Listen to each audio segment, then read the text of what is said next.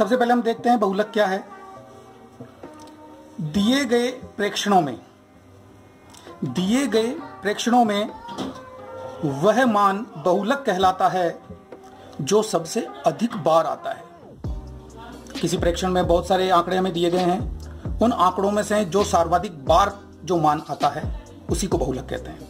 अर्थात हम यूं भी कह सकते हैं कि उस प्रेक्षण का मान बहुलक कहलाता है जिसकी बारंबारता अधिकतम हो या फिर सर्वाधिक हो। आप जानते हैं बारंबारता को अंग्रेजी में एफ से प्रदर्शित करते हैं। एफ का मतलब होता है फ्रीक्वेंसी। अब प्रेक्षण में जो आंकड़े हैं वो हमें दो प्रकार से मिलते हैं। एक व्यक्तिगत सारणी के रूप में हमें आंकड़े मिलते हैं और दूसरा बारंबारता सारणी के रूप में। एक व्यक्तिगत सारणी के रूप में हमें आंकड़े मिलते हैं और दूसरा बारंबारता सारणी के रूप में मिलते हैं। सबसे पहले हम देखते हैं कि व्यक्तिगत सारणी से बहुलक कैसे ज्ञात किया जाएगा। व्यक्तिगत सारणी से बहुलक कैसे ज्ञात करेंगे ये हमें सीखना है। तो एक एग्जांपल लेते हैं हम व्यक्तिगत सारणी का। यहां पर आप देखिए कि 2, 4, 2, 6, 4, 5, 0, 2, 1, 3, 2, 3 और 7। ये कुछ आंकड़े हैं जो हमें इस प्रकार से दिए गए हैं। इस प्रकार की सारणी को हम व्यक्तिगत सारणी कहते हैं। अब हम ये देखते हैं कि व्यक्तिगत सारणी से हम बहुलक किस प्रकार से ज्ञात करें। हम जानते हैं कि बहुलक वह मान है जो सर्वाधिक बार आया हो। तो एक बार तो हम इस सारणी में ये देखकर ही बता सकते हैं कि कौन सा मान सबसे अधिक बार आया है। जो मान सबसे अधिक बार आया है वही हमारा बहुलक होगा। और अगर कॉपी में करने के लिए और दूसरा तरीका और थोड़ा सुग्राही तरीका देखना चाहें तो हम इन आंकड़ों को सबसे पहले एक बार आरोही क्रम में लिख लेंगे। अब हम चाहें तो इन्हें आरोही क्रम में लिखें या हम अवरोही क्रम में लिखें, इससे कोई फर्क नहीं पड़ता। आप किसी भी क्रम में लिख लीजिए जिससे समान अंक एक जगह आ जाएंगे तो उनको काउंट करना आसान रहेगा। जैसे कि हमने यहाँ लिखा आरोही क्रम में इनको बढ़ते हुए लिखा है हमने 0, 1, 2 यहाँ 3 बार आया है। देखिए 0 सबसे पहले 1 बार आया है, फिर 1 यहाँ 1 बार आया है और 2 है जो 3 बार आया है। 1, 2 और 3 बार आया है 2। इसके बाद 3 की बात करते हैं तो 3 यहाँ 2 बार आया है तो 3 को हमने 2 बार लिख लिया। 3 के बाद 4 यहाँ 1 ही बार आया है तो इसे हमने 1 बार लिखा है। उसके बाद 5 यहाँ 1 बार आया है तो 5 को भी हमने 1 बार लिखा है। फिर 6 है तो 6 भी 1 बार आया है, इसे 1 बार लिखा है। और फिर 7 तो 7 को भी हमने 1 बार लिखा है। अब हम यहाँ पर इसे देखकर बता सकते हैं कि 2 जो है वो सबसे अधिक बार आया है। 2 सबसे अधिक बार आया है, यह स्पष्ट रूप से हमें दिख रहा है। तो 2 सबसे अधिक बार आया है तो इसका मतलब जो सबसे अधिक बार आता है प्रेक्षणों में वह मान बहुलक कहलाता है जो सबसे अधिक बार आता है। तो इसे हम इस प्रकार से लिखेंगे कि 2 सबसे अधिक बार आया है इसलिए बहुलक 2। यह हमारा आंसर हो गया। 2 सबसे अधिक बार आया है इसलिए बहुलक 2। तो एक तरीका इस व्यक्तिगत श्रेणी को हल करने का यह हुआ और एक तरीका और भी है जिसके बारे में हम चर्चा करते हैं। उस तरीके में हम इस व्यक्तिगत श्रेणी को बारंबारता सारणी के रूप में परिवर्तित कर सकते हैं। किस प्रकार से देखिए, ये रही। यहां हम जो मान हमें दिए जाते हैं वो x है, अर्थात इस चर राशि के मान है। अब ये राशि चाहे जो हो सकती है, चाहे विद्या प्राप्तांक हो चाहे कुछ और हो। तो यहाँ x के मान ये हो गए जो मान यहाँ प्रयुक्त हुए हैं। उन सबको हम एक एक बार लिख लेते हैं।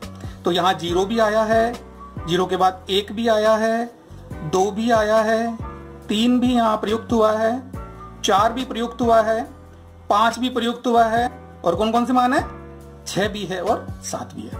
उन सबको हमने सारणी में लिख लिया। अब हमें यह देखना है कि ये मान कितनी बार आए हैं। यही होती है बारंबारता। तो इससे बनती है हमारी बारंबारता सारणी। अब देखिए आप 0 यहाँ कितनी बार आया है, 1 बार आया है तो 0 के सामने हमने 1 लिख दिया। 1 कितनी बार आया है, 1 अभी हमने देखा था कि यहाँ 1 बार आया है, इसके सामने भी 1 लिख दिया। अच्छा 2 कितनी बार आया है, 2 3 बार आया है तो हमने 3 लिख दिया। 3 कितनी बार आया है, 2 बार तो हमने 2 लिख दिया। 4 कितनी बार आया है, 1 ही बार आया है। 4 भी 1 बार है, 5 भी 1 बार है, 6 भी 1 बार है और 7 भी 1 बार है। अब हम इस बारंबारता सारणी में f का मान अर्थात बारंबारता का मान देखकर ये बता सकते हैं कि जो सबसे अधिक बार आया है। प्रेक्षण का वह मान बहुलक कहलाता है जिसकी बारंबारता अर्थात f सबसे अधिक हो, अधिकतम हो, सर्वाधिक हो। यहां पर हम लिखेंगे कि क्योंकि अधिकतम बारंबारता कितनी है, यहां पर 3। अधिकतम बारंबारता कितनी है, 3। अब 3 अधिकतम बारंबारता है तो 3 बहुलक नहीं है। 3 के संगत जो चर राशि का मान है वही बहुलक होता है। प्रेक्षण का जो मान है, प्रेक्षण में 3 के संगत जो मान है वो क्या है, 2। 3 के संगत जो मान है वो अर्थात 2 आया है 3 बार, तो जो सबसे अधिक बार आता है वही बारंबारता होती है। इसलिए अधिकतम बारंबारता 3 है जिसके संगत चर राशि का मान कितना है, 2। इसलिए बहुलक बराबर 2। ये हमारा आंसर हो गया। और इस प्रकार से हम व्यक्तिगत सारणी और बारंबारता सारणी का बहुलक ज्ञात कर सकते हैं। हमने अभी देखा था कि प्रेक्षणों में आंकड़े 2 प्रकार से होते हैं, व्यक्तिगत सारणी और बारंबारता सारणी। आपने व्यक्तिगत सारणी को भी देखा किस प्रकार से हम बहुलक ज्ञात करते हैं, और बारंबारता सारणी को भी आपने देखा कि किस प्रकार से हम बहुलक ज्ञात करते हैं। अब बारंबारता सारणी 2 प्रकार की होती है।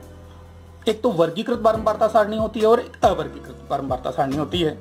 तो हम देखते हैं अवर्गीकृत बारंबारता बंटन सारणी और वर्गीकृत बारंबारता बंटन सारणी। यहां हमने अभी जो दूसरे तरीके से इसको हल किया तो यह बारंबारता सारणी है अवर्गीकृत बारंबारता बंटन सारणी। जिस प्रकार से हमने इसको हल किया है उसी प्रकार से हम अवर्गीकृत बारंबारता बंटन सारणी से बहुलक ज्ञात कर सकते हैं। अब हमारे पास दूसरी प्रकार की बारंबारता सारणी बचती है, वर्गीकृत बारंबारता बंटन सारणी। इससे हम बहुलक कैसे ज्ञात करते हैं, आइए देखते हैं। एक प्रश्न है आपके सामने जो एक वर्गीकृत बारंबारता सारणी है। इस बारंबारता सारणी में आप यहां देख रहे हैं कि प्राप्तांक हैं 0 से 10, 10 से 20, 20 से 30, 30 से 40 और 40 से 50। और इन प्राप्तांकों को प्राप्त करने वाले विद्यार्थियों की संख्या है 7, 13, 20, 11 और 9।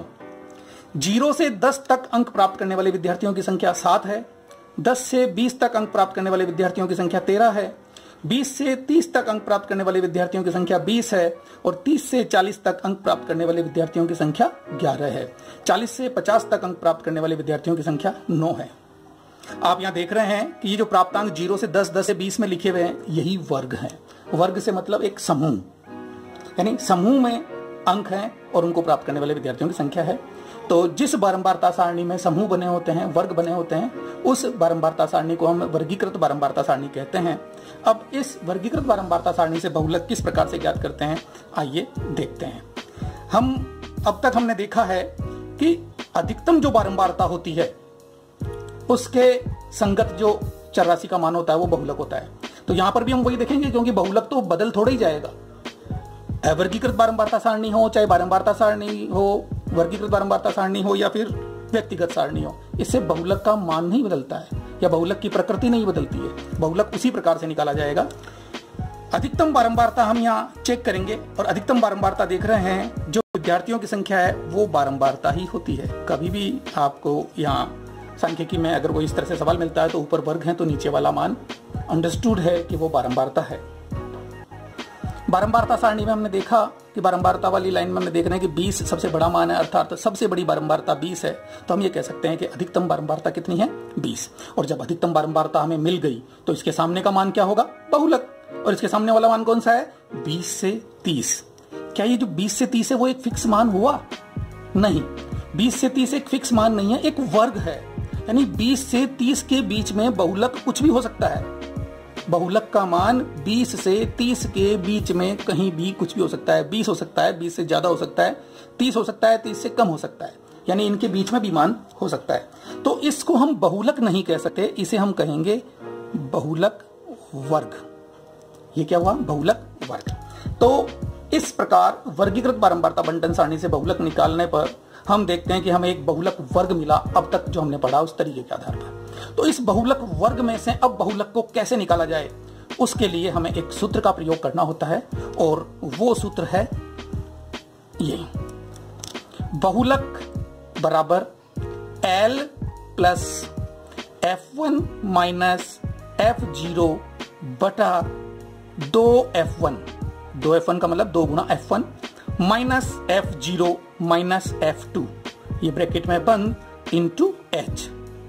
यहां पर सूत्र में प्रयुक्त मान क्या क्या है वो मैं आपको एक बार बता दूं। जहां L होता है बहुलक वर्ग की निम्न सीमा। अब बहुलक वर्ग की निम्न सीमा क्या होती है? यहां हमने देखा कि बहुलक वर्ग है 20 से 30, तो पहले और बाद वाला मान बहुलक वर्ग की सीमाएं होती है। पहले जो लिखा हुआ मान है वो निम्न सीमा है, जिसे हम निचली सीमा भी कहते हैं, और बाद वाला जो मान है यानी बड़ा वाला मान है उसे हम ऊपरी सीमा भी कहते हैं या फिर उच्च सीमा भी कहते हैं। तो इस बहुलक वर्ग की निम्न सीमा कितनी है? 20। तो यानी कि बहुलक वर्ग की निम्न सीमा का मान हम यहां से प्राप्त करेंगे, अर्थात L का मान हम यहां से प्राप्त करेंगे। इसके बाद देखते हैं H। H क्या होता है? H होता है बहुलक वर्ग का अंतराल। हमारे पास बहुलक वर्ग है, इस बहुलक वर्ग का अंतराल कितना है, अर्थात इन दोनों सीमाओं का अंतर कितना है, इन दोनों सीमाओं की लंबाई कितनी है। हम यहां देख रहे हैं कि 20 से 30 के बीच में 10 का अंतर है, तो H का मान कितना हो गया? 10, अर्थात वर्ग अंतराल कितना हो गया? 10। अब बात करते हैं F1, F0 और F2। टोटल F 5 बार लिखा हुआ है, लेकिन यहां 3 ही मान प्रयुक्त हुए हैं, F0, F1 और F2। इनके मान किस प्रकार से होते हैं? वैसे हम इनके मान समझ के भी कर सकते हैं, वैसे एक तरीका और है जो मैं आपको भी बताऊंगा।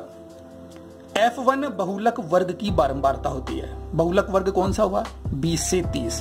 तो बहुलक वर्ग के सम्मुख जो बारंबारता है वो क्या होती है? F1 होती है। इसके बाद F0 बहुलक वर्ग से ठीक पहले के वर्ग की F, अर्थात बारंबारता। F0 बहुलक वर्ग से ठीक पहले के वर्ग की बारंबारता। ये बहुलक वर्ग है तो इससे ठीक पहले की बारंबारता कौन सी हो गई? 13। तो ये हो गया F0 का मान। और F2 बहुलक वर्ग के ठीक बाद वाले वर्ग की बारंबारता, अर्थात ये बहुलक वर्ग है तो इससे ठीक बाद वाली बारंबारता हो गई 11, तो ये हो जाता है F2 का मान। तो ये तो है F2, ये था F0, सॉरी ये था F1 और ये है F0। देख लीजिए, F0 बहुलक वर्ग से ठीक पहले की बारंबारता, F2 बहुलक वर्ग के बाद की बारंबारता और F1 बहुलक वर्ग की बारंबारता। इसे हम चाहें तो इन चीजों को याद रखे बिना भी हम ये डायरेक्ट निकाल सकते हैं, आपको इजी रहेगा याद रखने में, कि जो बहुलक वर्ग है उसके सामने आप F लिख दीजिए और उसके बाद अगल बगल में दोनों तरफ भी आप F लिख दीजिए। गिनती हम सब लोग जानते हैं कि 0 से शुरू होती है, तो पहले 0 फिर 1 और फिर 2, आसानी से याद रह जाता है। तो हम इस प्रकार से भी इनके मान याद रख लेते हैं। बीच वाला जो मान सर्वाधिक बारंबारता वाला है वो तो हो गया F1 और अगल बगल वाले मान हो गए 0 और 2। काउंटिंग याद रहेगी 0, 1, 2, तो इससे गलती की संभावना नहीं रहेगी। अब हम देखते हैं कि इस प्रकार के प्रश्न को हल कैसे किया जाता है। हमें सारणी दी गई है, सारणी में हम F नोट कर लेंगे, पहले 0 फिर 1 और फिर 2, तो ये हमारे F0, F1 और F2 के मान हो गए। तो हल करने के लिए सबसे पहले देखो, शुरुआत कॉपी में हम करेंगे तो एक तरीके से किस प्रकार से करेंगे।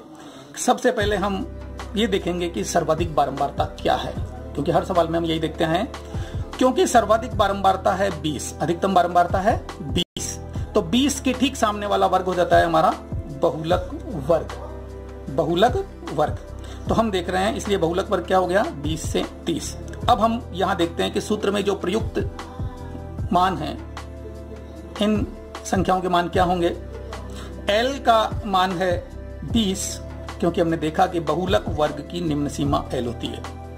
बहुलक वर्ग की निम्न सीमा क्या होती है? L। ये होता है L, बहुलक वर्ग की निम्न सीमा, इसे हमने लिख दिया 20। F1 आपको ऊपर बताया कि F0, F1 और F2 लिख दें, तो आप तीनों के मान यहां से देखकर लिख सकते हैं। F1 का मान कितना है? 20। F0 का मान कितना है? 13 है। F2 का मान कितना है? 11 है। बचा H। H होता है इन दोनों का अंतर, बहुलक वर्ग का अंतराल, और इनका अंतर आपके समझ में आ रहा है कि क्या है? 10। इस तरह से हमारे पास L, F1, F0, F2 और H के मान आ गए।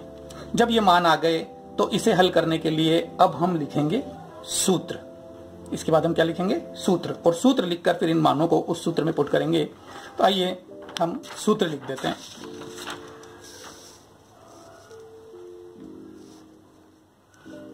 सूत्र मैंने यहां पहले से लिख के रखा है। बहुलक बराबर L plus F1 minus F0 बटा 2F1 minus F0 minus F2 into H। अब इन सब के मान हमें लिखने हैं जो हमारे पास पहले से हैं, तो हम उनको देखकर इनके मान लिख लेंगे। L का मान कितना है 20, जो कि बहुलक वर्ग की निम्न सीमा। F1 का मान कितना है 20, F0 का मान कितना है, F0 है, F0 की जगह F0 का मान लिखेंगे 13। इसके बाद नीचे क्या लिखा हुआ है 2F1, इसका मतलब होता है 2 गुणा F1, तो 2 गुणा F1 का मान कितना है 20। फिर उसके बाद माइनस F0 का मान कितना है 13, माइनस F2, तो F2 का मान कितना है 11, ब्रैकेट बंद, इंटू H का मान कितना है 10, H की जगह हमने लिख दिया 10। अब हमें सिंपली इसे सॉल्व करना है और कुछ नहीं। चलिए सॉल्व करते हैं। 20 की जगह 20 एज इट इज यूं के यूं उतार देंगे। सबसे पहले आपको पता है कि हम ब्रैकेट को सॉल्व करते हैं, तो ये हमने ब्रैकेट लगाया और ब्रैकेट में सॉल्व करते हैं। 20 माइनस 13, आप जानते हैं कि दो संख्याओं के अगर चिन्ह अलग अलग हो तो उन्हें घटाया जाता है, तो 20 में से 13 को माइनस किया तो हमारे पास कितना आया 7, तो इसका सॉल्यूशन 7 आ गया, दोनों की जगह 7 आ गया। अब चलते हैं नीचे, पहले हम इनको सॉल्व करते हैं। 20 गुणा 2 अर्थात 20 दूनी 40। अब हमारे पास ये दो अंक हैं, दोनों के चिन्ह समान है, माइनस है, इसलिए इन दोनों का योग करना होगा। तो दोनों का योग करने पर हमें जो संख्या प्राप्त होगी वो भी माइनस की होगी, और दोनों को योग किया तो हमारे पास कितनी संख्या आई 24। दोनों का योग करने पर हमारे पास कितनी संख्या आई 24।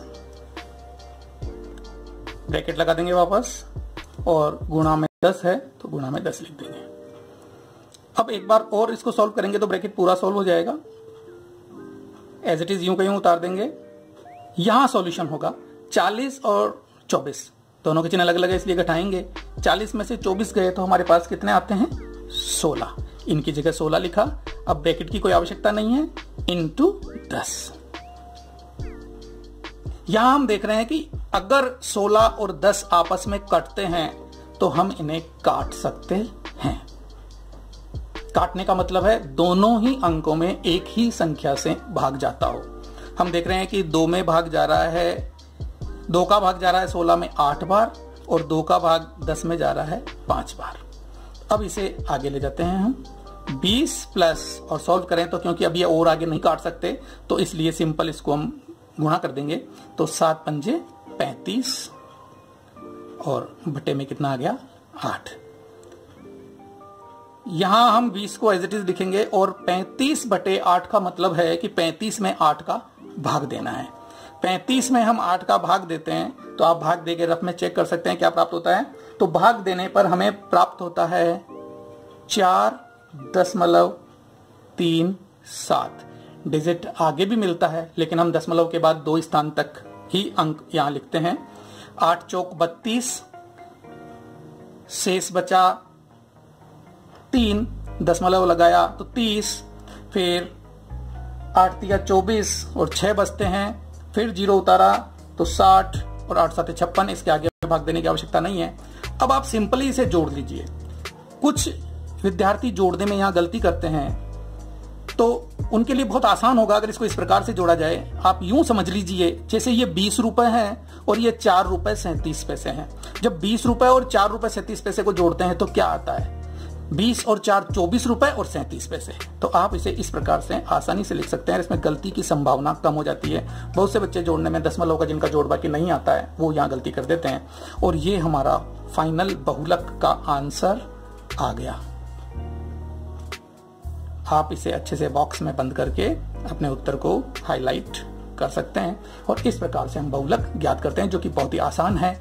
हमारी बोर्ड परीक्षा में यह प्रश्न 6 नंबर का आता है, तो 6 नंबर आप आसानी से प्राप्त कर सकते हैं। तो इसी तरह से आप और भी सवालों को सॉल्व करें, बहुत अभ्यास करें। अभ्यास करने पर आप निश्चित रूप से बहुलक निकालना सीख जाएंगे।